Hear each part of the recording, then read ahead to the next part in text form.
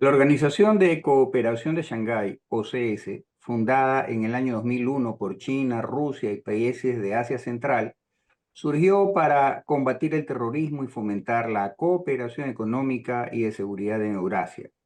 Con 10 miembros actuales, incluyendo India, Pakistán, Irán y Bielorrusia, abarca el 80% del territorio euroasiático y el 40% de la población mundial, con un PIB combinado del 25% global.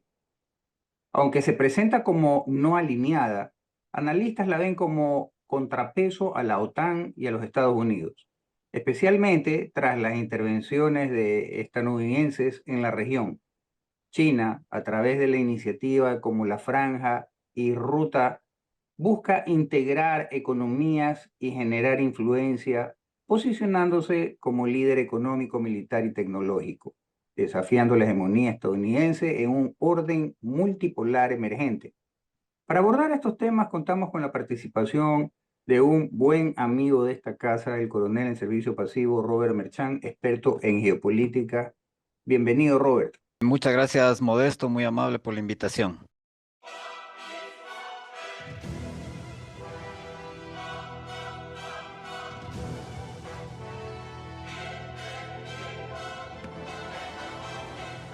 Para entrar en materia, basada en el rol actual de la Organización de Cooperación de Shanghái, OCS, como contrapeso a la OTAN, ¿crees que China ha fortalecido suficientemente su influencia en Eurasia para desafiar la hegemonía global de Estados Unidos en este 2025? Es una muy buena pregunta. Yo creo que para poderla contestar tendríamos que hacer un poco de historia e irnos hacia la génesis de este grupo, que es la OCS, Organización de Cooperación de Shanghái, que como tú bien decías, nació en el 2001, pero tiene un antecedente en el año 96. Es los cinco de Shanghái, perdón, que se unieron y a excepción de Uzbekistán, empezaron a trabajar en el tema de las disputas fronterizas. Recordemos que poco antes había habido el colapso de la Unión Soviética, la antigua Unión Soviética se dispersó o se balcanizó de alguna manera en varios estados y estos estados empezaron a tener ciertos niveles de conflicto internos y de conflictos fronterizos. Entonces, esta organización original que se llamó los Cinco de Shanghái ya empezó con esa dinámica. A partir del 2001 empieza ya a fundarse lo que hoy se conoce como la Organización de Shanghái, con la unión de Uzbekistán y sobre todo también para ya manejar un ámbito de la seguridad, porque recordemos, estamos hablando del 2001, la emergencia del terrorismo islámico, la caída de las Torres Gemelas, la lucha contra el terrorismo global que lanzó George W. Bush. Entonces, bajo esas circunstancias se empieza a dar forma a este eje de cooperación. Ahora, este eje de cooperación ha ido desarrollándose conjuntamente con otros ejes de cooperación internacional por fuera del ámbito occidental. Me estoy refiriendo, por ejemplo, a los BRICS. Y esto nos da pie a ir pensando de que se está dando paso, que yo también estoy de acuerdo, a un cambio en la geopolítica global, donde al menos por 30 años hemos tenido un solo hegemón, encabezado por Estados Unidos y con sus aliados occidentales. Estamos hablando sobre todo de Europa, Europa Occidental, Australia, Nueva Zelanda, Japón y Corea del Sur, que básicamente es el eje occidental.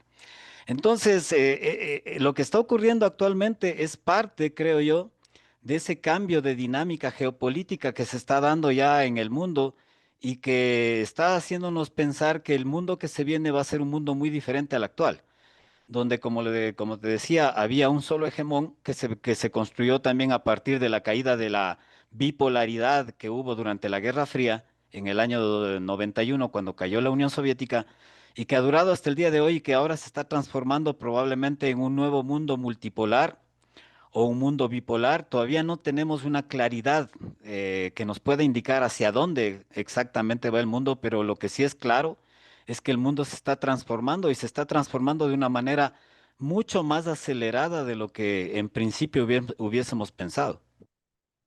Después de la Segunda Guerra Mundial, un economista japonés manifestaba de que las siguientes guerras no iban a ser por territorio, sino por hegemonía económica. Y en base a esto, ¿cómo evalúas tú el impacto de la iniciativa de la Franja y la Ruta, BRI, en la generación de dependencias económicas en regiones como Asia Central, Latinoamérica, y si esto posiciona a China como para desplazar a Estados Unidos como potencia dominante? La iniciativa de la Franja y la Ruta tiene que ver mucho con la geopolítica y tal vez con algunos de los conceptos básicos de la geopolítica clásica. Si nos vamos hacia, por ejemplo, Mackinder y Mahan, que nos hablaban de los imperios, de los tipos de imperios, marítimos e imperios terrestres, nos daremos cuenta que, por ejemplo, Estados Unidos basó su hegemonía, que la mantiene todavía, no podemos decir que ya ha caído la hegemonía norteamericana, pero basó su hegemonía en sus características territoriales. Es un imperio marítimo. Tiene dos costas, dos salidas a los dos principales océanos del mundo, al Atlántico y al Pacífico, y tiene una aislamiento prácticamente, es una isla Estados Unidos.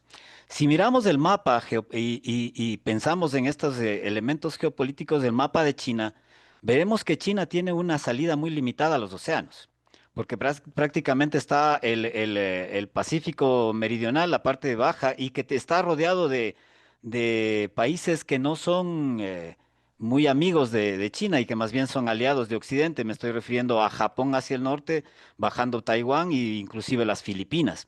Entonces, si es que hubiese una circunstancia de carácter bélico, imaginémonos en algún futuro próximo que ojalá no se dé porque sería terrible para la humanidad, pero si es que existiera una circunstancia de carácter bélico, la salida comercial de China, que es sobre todo un gran exportador de todo producto de producción, sería muy limitada porque se cerrarían con relativa facilidad por el control que Occidente tiene del mar de China Meridional todavía. Entonces, la franja y la ruta de la seda es una herramienta que le sirve y que le está construyendo China ya desde hace alrededor de 20 años, con el propósito de desligarse de esa dependencia geopolítica que tiene hacia el Océano Pacífico. Y en ese sentido, también la posibilidad de crear nuevos nexos de carácter económico y sobre todo de carácter económico sin condicionamientos políticos, que es una de las grandes diferencias que hay con el poder occidental. Porque el poder occidental ha creado nexos económicos, pero siempre con condicionamientos de carácter político. Entonces viene China y ahora te ofrece muchas capacidades económicas de exportación de capitales, pero casi nunca te impone algún tipo de condicionamiento político, solo condicionamientos económicos. Entonces, estamos viendo que es parte de la estrategia que tiene China para poderse enfrentar a este nuevo mundo que estamos, que se va, está desarrollando actualmente y que probablemente se siga desarrollando en el futuro. Yo creo que es muy importante para China el desarrollo de la franja y la ruta. Es de extrema importancia de carácter vital, así como también desde el lado occidental que se opone al desarrollo de este nuevo competidor mundial global, también es importante impedir ese acceso de China a todos los mercados mundiales por su iniciativa de la franja y la ruta. Y es ahí que vemos que las iniciativas que está llevando Estados Unidos, sobre todo ahora con el gobierno de Donald Trump, son mucho más evidentes en cortar la influencia de China en los diversos continentes. Recordemos, por ejemplo, la visita esta semana del secretario de Estado de Estados Unidos, Marco Rubio, que explícitamente dijo que uno de sus intereses era el cortar esa influencia china, ellos hablan de maligna, por supuesto, dentro de lo que es Latinoamérica. Correcto. Robert, hay un jugador dentro de este juego geopolítico que pareciera ser fundamental, porque está como que en los dos mundos, ¿no? ¿Verdad? Antes se pensaba que India no era muy afín, digamos que a China. Sin embargo, ahora forma parte también de esta organización de cooperación de Shanghái. Y si vamos al tema de poderío científico, tecnológico e inclusive en población, digamos que India está en el tema tecnológico casi casi a la vanguardia, y en el tema de población, India ha superado inclusive a China en cuanto al número de habitantes. ¿Tú crees que las tensiones internas dentro de esta organización de cooperación de Shanghái, como entre India y China y Pakistán, podrían ser un obstáculo significativo para que China use ese bloque como plataforma de hegemonía global. Por supuesto que las contradicciones siempre son obstáculo, las contradicciones internas. Y tenemos que recordar que, como tú bien decías, India es uno de los actores más importantes de la nueva geopolítica mundial que se está desarrollando, porque podríamos decir que es prácticamente ya el tercer jugador en el planeta si analizamos ya no solo por PIB, sino por poder, por la paridad de poder de adquisición, que es otra forma de medir el desarrollo de los países, ya es prácticamente el tercer país en el mundo y es el primer país en el mundo en cuestión de población, y alrededor de 1.500 millones, incluso le superó a China. La India siempre se ha mantenido en una situación un poco ambigua, se podría decir, tratando de mantener buenas relaciones con su entorno en el ámbito económico sobre todo y de capacitación. Recordemos que uno de los principales proveedores de armamento es Rusia hacia la India, pero al mismo tiempo también ha tratado de mantener unas buenas relaciones con Estados Unidos y el bloque occidental. Ahora, ¿qué es lo que ha pasado? Yo creo que en gran medida ¿cómo podríamos decirle? La errática conducción política del nuevo presidente de Estados Unidos, Donald Trump, que ha manejado ahora como forma de presión una guerra arancelaria contra casi todos los países del mundo, le está haciendo más bien lo contrario de lo que yo creo que deben haber sido los objetivos primarios de la administración Trump, es decir, separarle a la India de Rusia y de Estados Unidos, perdón, de China y acercarle al mundo occidental. De hecho, leí el día de hoy unas declaraciones del secretario de Comercio de Estados Unidos que decía básicamente que si India deja de comprar el petróleo ruso y si India deja de atentar contra el dólar y se alinea a Estados Unidos, le quitarán los aranceles del 50%. Es decir, el objetivo es absolutamente claro, pero lo que no midieron correctamente es si es que esto más bien no iba a provocar el lado contrario, es decir, empujarle a la India hacia un alineamiento cada vez más evidente hacia el eje China-Rusia. Y para esto se nos vuelve bastante decidor la imagen que creo que circuló por todo el planeta en la semana pasada, en la que precisamente en la cumbre de la Organización de Cooperación de Shanghái se vio a Narendra Modi, el primer ministro de la India, junto con Putin, cogidos de la mano y yendo a tomarle la mano a Xi Jinping. O sea, a veces las imágenes nos dicen mucho más que las palabras y que los hechos. Entonces, esto nos está hablando también de un mensaje grande hacia Estados Unidos. Entonces, de alguna manera, esta errática, le diría yo, acción política norteamericana, más bien está dando un resultado contraproducente. Sin embargo, todavía tenemos que aceptar que las disputas internas entre los grandes contendores del otro bloque que se está formando entre Rusia, China y la India todavía son muy grandes. No podemos decir que han sido superadas. Recordemos también que Rusia y China nunca tuvieron relaciones realmente muy profundas y más bien tuvieron discrepancias profundas cuando había la Unión Soviética y actualmente. La India, por supuesto, también en los temas fronterizos con el Himalaya y etcétera, con China. Entonces, todavía hay disputas, todavía hay contradicciones internas, pero tal como vemos cómo va caminando el mundo, creo que esas disputas y contradicciones se van puliendo de alguna manera para enfrentarse al bloque occidental que lo que ha hecho es, con la nueva administración de Donald Trump, prácticamente tratar de ejercer la fuerza bruta en contra de esos países y eso estaba más bien provocando un alineamiento entre ellos. Justamente lo que acabas de decir es lo que manifestaba Xi Jinping en su discurso luego del desfile por la conmemoración de la terminación de la Segunda Guerra Mundial y del triunfo de los aliados contra el eje Roma-Berlín-Tokio. Ahora, ¿cómo interpretas esas declaraciones, la de Xi Jinping, sobre el liderazgo chino en lo económico, militar, tecnológico? ¿Representa acaso un desafío directo, viable a la supremacía de Estados Unidos en el contexto actual? Yo creo que las palabras de Xi Jinping, los discursos que se han dado y si le prestamos mucha atención, él trata de desmarcarse de la forma de actuar de Occidente que ha tenido durante este periodo hegemónico de Occidente. Y voy y ato con lo que había dicho ya anteriormente. El periodo occidental había sido básicamente una imposición de una forma de vida y una forma de ver el mundo. Y pensemos también en la democracia liberal, que es una forma de gobierno. Pensemos en las formas culturales de Estados Unidos. Lo que nos está diciendo China, en cambio, es, miren, yo les respeto a ustedes como iguales. Yo pienso que lo que debemos hacer es trabajar en comunión juntos para lograr un desarrollo que sea conveniente para todos, es decir, un ganar-ganar, en contra de la posición de Occidente, que era, si no te alineas conmigo, simplemente haré todo lo posible por destruirte. Prácticamente ese ha sido el mensaje implícito que ha llevado en la forma de actuar de Estados Unidos y el mundo occidental en todos estos años.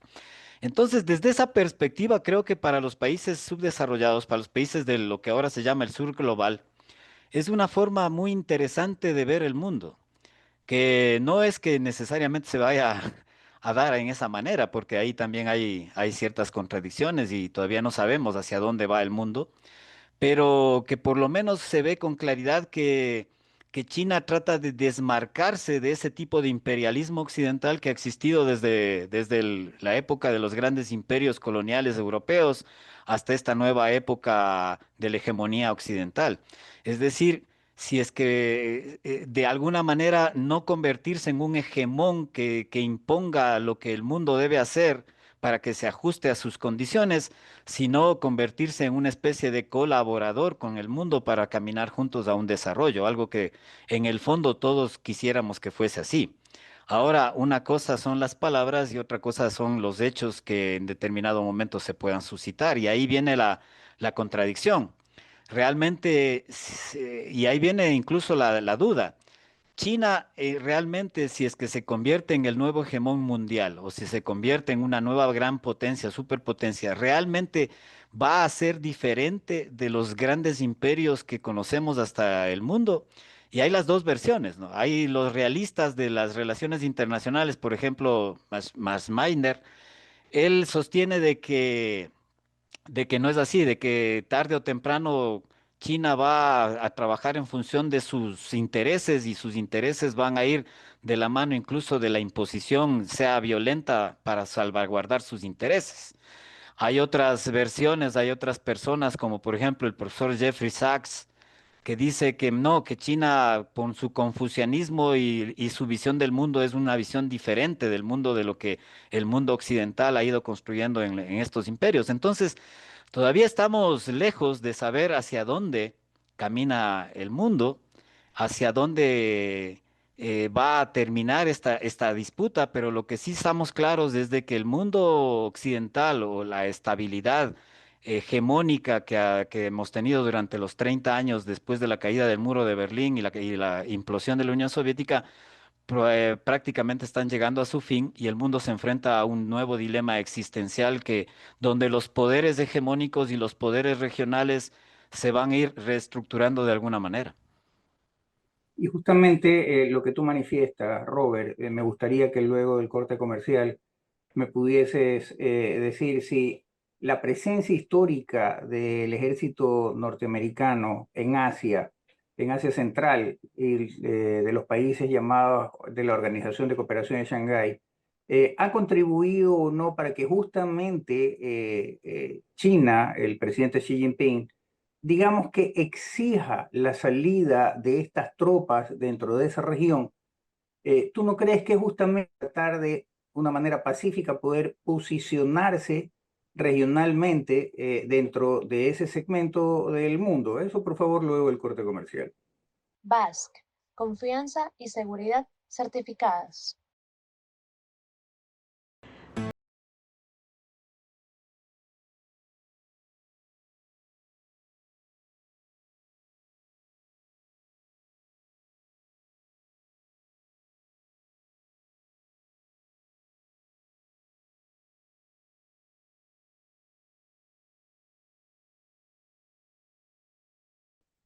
Antes del corte comercial te decía que Xi Jinping pidió que los Estados Unidos saque sus tropas de la región asiática central. Y entonces, ¿tú no crees que es un llamado dentro de lo que cabe para de forma pacífica poder él procurar, seguir procurando ser el hegemón, sobre todo en esa región, para posteriormente dar el salto y ser el hegemón mundial? Yo creo que es evidente que toda gran potencia mundial necesita salvaguardar y asegurar lo que se conoce como su retaguardia estratégica. Pensemos en Estados Unidos. ¿Cuál es la retaguardia estratégica de Estados Unidos? Son las Américas. Estados Unidos jamás aceptaría que algún otro poder externo ponga o implemente bases militares o desplace militares o cualquier tipo de situación agresiva dentro de las Américas. Eso sería impensable. De hecho, estuvimos al borde de una tercera guerra mundial con el caso de los misiles soviéticos en Cuba, recordemos eso, y eso nos llevó casi al hegemón nuclear, a la destrucción nuclear, perdón, en esa época. Entonces, asegurar la retaguardia estratégica para las grandes potencias es fundamental, creo yo. Y también, si es que pensamos en eso, también podemos pensar en lo que está pasando, por ejemplo, actualmente entre Estados Unidos con Latinoamérica. Hablo Venezuela, las mismas visitas a Ecuador y todo lo demás. Es parte de esa necesidad de las grandes potencias de que si quieren proyectar su poder más allá de sus propias fronteras, tienen que primero asegurarse estas fronteras y su retaguardia estratégica. Pensando de esta manera, China obviamente también tiene esa necesidad. Y si es que miramos el mapa y vemos que si es que miramos hacia el este de China, es decir, hacia el Pacífico, está rodeado por aliados occidentales, me refiero, como dije anteriormente, a Japón, a Taiwán, a las Filipinas. Obviamente China tiene la necesidad de asegurar su retaguardia, que sería en este caso todos los países fronterizos que están a su alrededor, en la parte posterior. Además de que es sumamente importante para la consecución de su objetivo de la franja y la ruta de la seda, que es salirse de ese candado marítimo que tiene Occidente contra China para poder manejar sus exportaciones y su comercio por el otro lado. Entonces, desde esa perspectiva, yo creo que sí, es evidente que, que lo que trata de hacer China ahora con palabras, pero que probablemente eso lleve a acciones de otro tipo, diplomáticas, es decir, presionar de alguna manera a los países que ahora reciben tropas extranjeras en su territorio para que se deshagan de ellas y cosas por el estilo.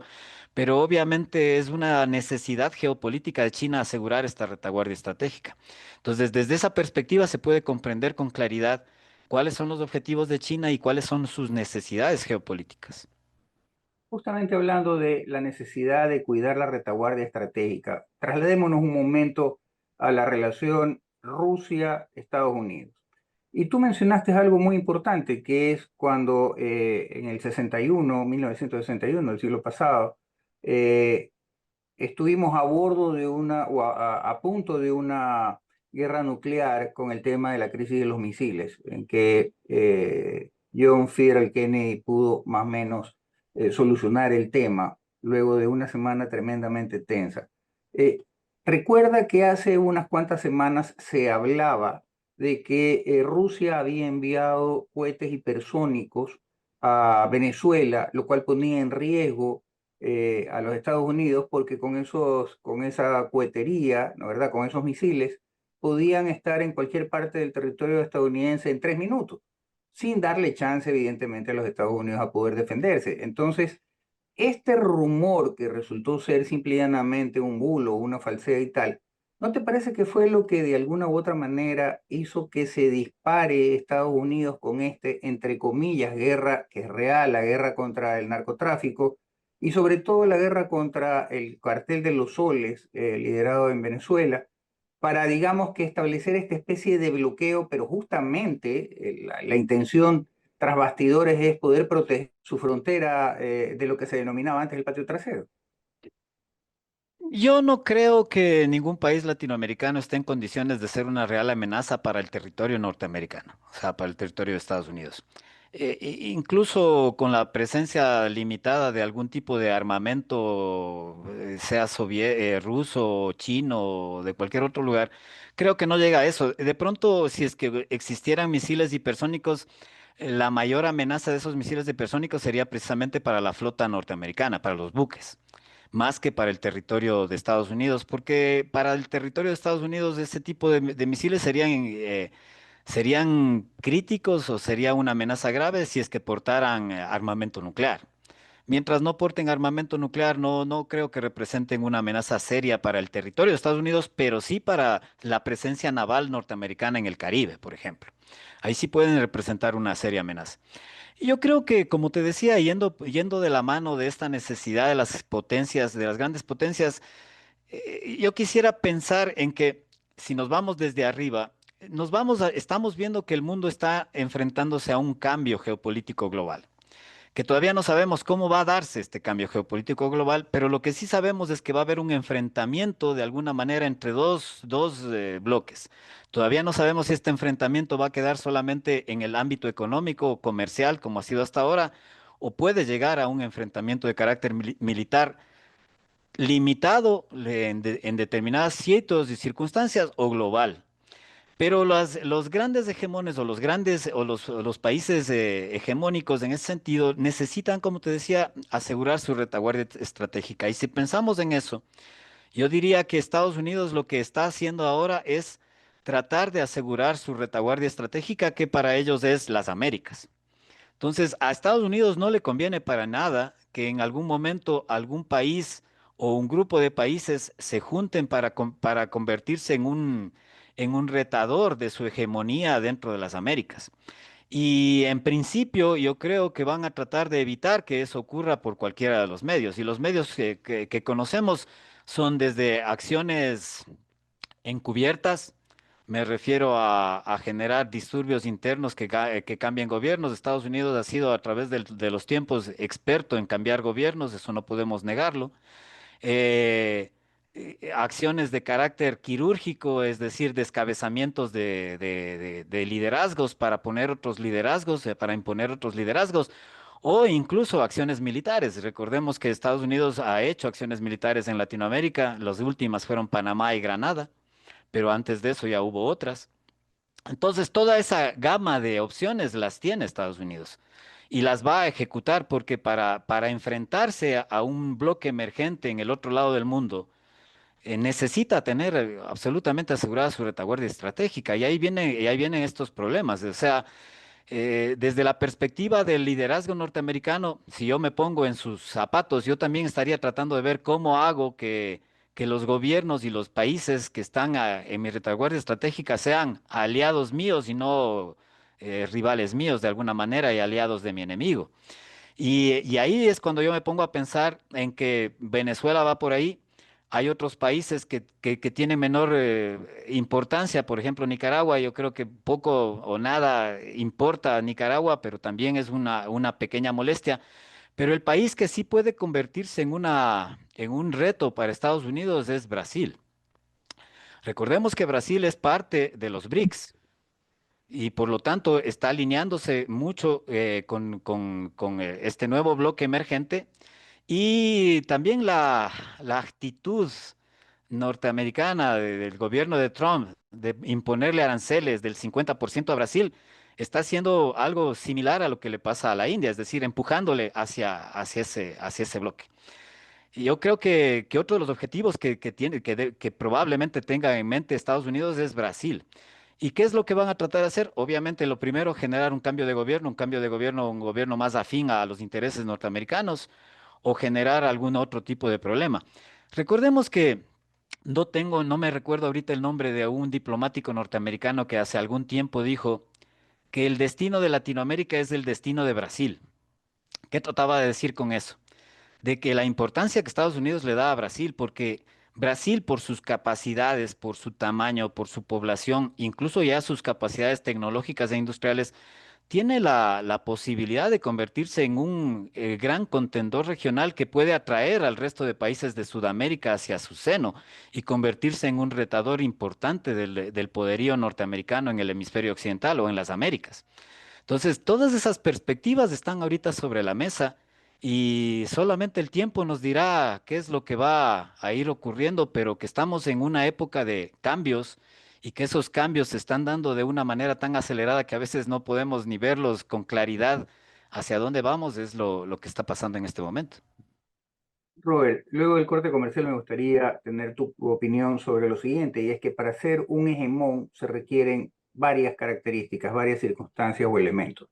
Uno, el tener el poderío bélico; dos, tener poderío tecnológico; y tres, el poderío económico. En este último, digamos que los Estados Unidos está siendo mermado porque es el país más endeudado del mundo. Quienes son los mayores tenedores de la deuda de Estados Unidos son Japón, que es aliado a los Estados Unidos, pero que ya ha dicho, en base a la inflación que tiene o la situación económica que tiene Japón, ya no voy a seguir comprando deuda de Estados Unidos. Y por otro lado, China, que ha ido de a poco soltando los bonos de endeudamiento de Estados Unidos. A China solo le falta ese, que para ser hegemón, es el tema del poderío económico. Y de alguna u otra manera, este hecho de comenzar a hacer préstamos a países con economías emergentes, y dentro de la posibilidad que tiene la legislación china, que aquello donde invierte China dinero y es accionista mayoritario, puede el gobierno chino inclusive tener ahí aviones, barcos, etcétera, de guerra. ¿Tú no crees que es de a poco, en esta filosofía, ir de a poco, sin prisa, consiguiendo el objetivo? ¿Tú no crees que de una u otra manera está forzando a los Estados Unidos a que cometa los mejores errores, como el hecho que hizo Donald Trump hace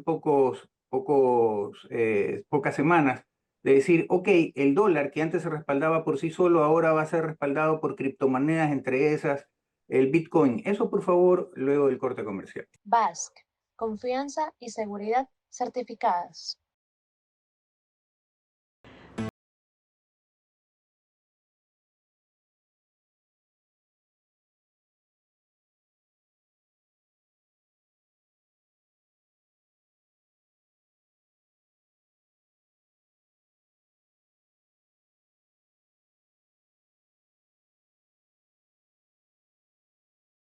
Te mencionaba que a China solo le falta el tema económico, y con esto del nuevo, la nueva ruta de la seda, con esto de los préstamos a los países de economías emergentes, con esto de ir de una u otra manera ligando, tejiendo de a poco esta dependencia económica de los países emergentes. Recordemos que China le ha prestado plata a Ecuador, Argentina, no se diga, Colombia también ha caído en lo mismo, no se diga, mantiene de una manera u otra a través de Rusia, Venezuela, etcétera.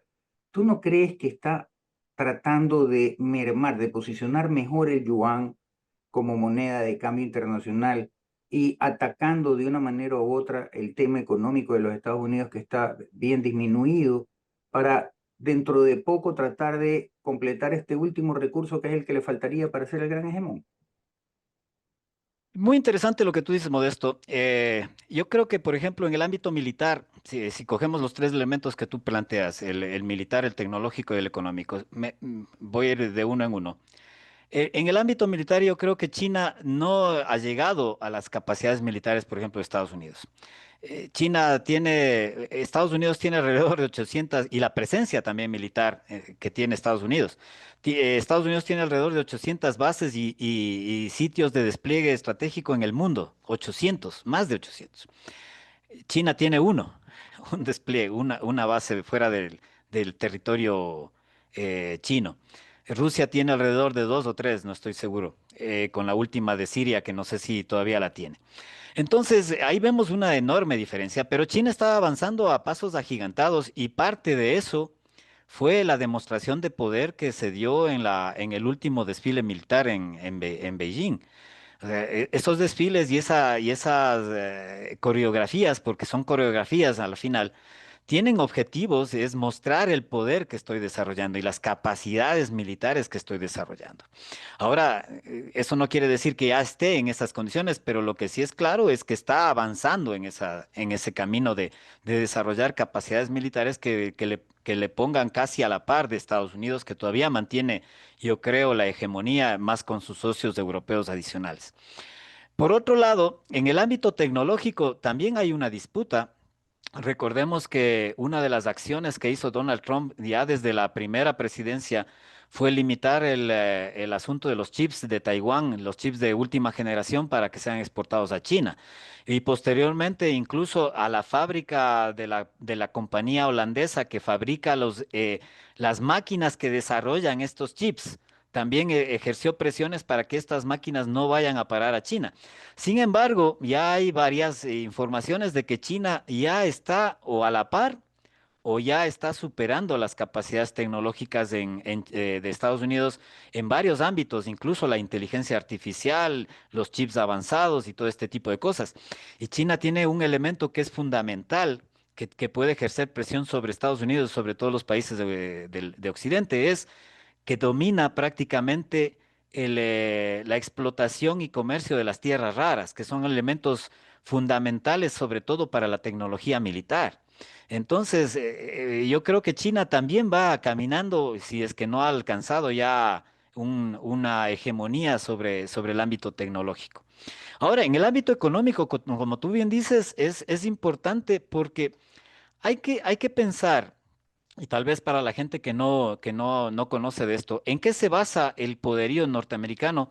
Y se basa en el dólar. Recordemos que al final de la Segunda Guerra Mundial, en los acuerdos de Bretton Woods, 1945, Pu- si no, 44, 45, si no me 44, equivoco, sí. si no me equivoco, poco antes de que termine la Segunda Guerra Mundial, los países de Occidente o los países que ganaron llegaron al acuerdo de que utilizar el dólar como reserva, y esto se basó en la promesa norteamericana de que el dólar iba a estar respaldado por oro. Es decir, si yo tenía un papel de $1, podía ir en algún momento, cuando yo quisiera, ir a cambiar ese papel por su respaldo en oro.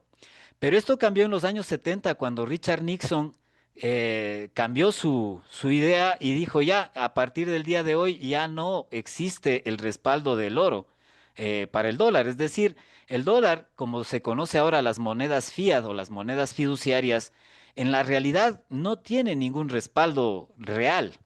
El único respaldo que tiene es la confianza. Y eso es fundamental, es decir, se sigue comerciando en dólar porque de alguna manera el dólar mantiene cierto nivel de confianza en el mundo. Y eso es porque Estados Unidos logró esos acuerdos, porque si vamos a la lógica, si es que yo comercio con Perú, por ejemplo, ahora nosotros tenemos el dólar, pero pensemos cuando teníamos el sucre, la lógica nos diría que yo le pago en sucres y él me paga en soles o cosas por el estilo, pero el mundo se convirtió a partir de los acuerdos de Bretton Woods en este eje de comercio a través del dólar. Y después también en los años 70, Estados Unidos convenció a las petromonarquías del Golfo Pérsico para que el petróleo también se comercie en dólares. Entonces, ese es uno de los hechos fundamentales de la solidez económica de Estados Unidos. Y ese es el hecho también por el cual, a pesar de ser el país que tiene el déficit más grande del mundo, el déficit y la deuda más grande del mundo, es un país que todavía es viable y es un país que todavía sigue existiendo y no se ha derrumbado, no se ha balcanizado. Es precisamente por el poderío del dólar. Pero el poderío del dólar está siendo ya también cuestionado. Recordemos y yo no creo que esté cuestionado ahorita por el yuan, no creo que la intención de China sea que el yuan se convierta en el nuevo vehículo de reserva o la moneda de reserva, como se conoce al dólar, pero sí se está desarrollando un nuevo sistema en el que los intercambios ya van a ser en monedas nacionales y eso ya lo está desarrollando el BRICS. El BRICS ya ha desarrollado capacidades y hay ya bastantes capacidades dentro del BRICS para que los intercambios comerciales entre los países del BRICS sean en sus monedas. Es decir, Rusia le paga a China en rublos y China le paga a Rusia en yuanes, por ejemplo. Y se hace la conversión en ese momento. Y con conversiones mucho más eficientes. Recordemos que una de las cosas que también domina Estados Unidos es el sistema de pagos del SWIFT, el sistema de pagos internacional, que también es una de las fortalezas por las cuales Estados Unidos mantiene su hegemonía en la economía mundial. Pero ya los chinos y los rusos han desarrollado sistemas que son muchísimo más rápidos, N veces más rápidos que las capacidades que tiene actualmente el SWIFT. Entonces, si es que los países en un futuro próximo caminan hacia el comercio ya no con el dólar como moneda de reserva, sino a un comercio basado en las monedas nacionales, obviamente vamos a ir viendo una pérdida de confianza en el dólar. Y obviamente vamos a ir viendo un declive acelerado de la economía norteamericana. Ese también es una de las grandes amenazas que ocurren sobre la hegemonía norteamericana, a tal punto de que Donald Trump en algunas de sus alocuciones ha dicho precisamente eso, de que él no va a permitir que el dólar sea dejado de lado en el asunto del comercio mundial. Y las palabras que yo te hacía referencia del día de ayer del secretario de Comercio amenazando a la India, hablaba del dólar y que si la India se alinea con el dólar, se le quitarán los aranceles. Entonces, de hecho, el tema económico es un tema fundamental, tanto para, para los dos lados de esta contienda geopolítica que estamos viendo en la actualidad. No me queda más que agradecerte, ya veremos cómo se va desarrollando este nuevo Gordiano y esperemos que no sea el preludio de un conflicto armado, porque como tú bien decías, vamos a salir perdiendo todos. Peor aún si se llega a una escalada nuclear. Recordemos que dentro de este grupo que participó en el desfile y en el tema de Shanghái, eh, resulta que también estaba el dictador de Corea del Norte, que digamos que no es muy coherente, por decirlo de alguna manera suave. Tus palabras finales, Robert. Nada más, Modesto, de igual manera, esperemos que estos cambios acelerados que se están dando en la dinámica geopolítica mundial concluyan de alguna manera positiva. Yo veo dos escenarios básicamente, o tres tal vez. El primer escenario en el que estos cambios se den de manera pacífica, que los bloques acepten que ya la hegemonía de un solo lado, el unilateralismo ya ha desaparecido y ahora tenemos que mirar todos a todos y que podamos trabajar en conjunto, que sería lo deseable. La otra opción es de que vayamos a una guerra fría 2.0, es decir, dos bloques separados, un bloque occidental contra el bloque oriental, sería en este caso asiático, que nos llevaría a unas circunstancias muy similares a la de la Guerra Fría, con dos mundos prácticamente dividido, o el planeta dividido en dos partes, que se miran por la espalda nada más. O la tercera, que es la más grave, que esto se desarrolle en una conflagración de carácter militar, de carácter bélico, violento, que nos lastimosamente con las capacidades militares que hay en la actualidad muy probablemente signifiquen si no el fin de la humanidad, por lo menos un retroceso fundamental para quién sabe a dónde vayamos a parar como humanidad. Ojalá que no sea así, ojalá que el primer evento se nos dé y nada más, miremos qué es lo que pasa. Desde nuestra perspectiva, no nos queda más que mirar y pensar. Agradecerte, Roberto, una vez más, agradecer a nuestra audiencia y comprometerlos para que nos sintonicen otro domingo más con un interesantísimo tema. Buenas noches, mi querido Roberto. Buenas noches, muchas gracias.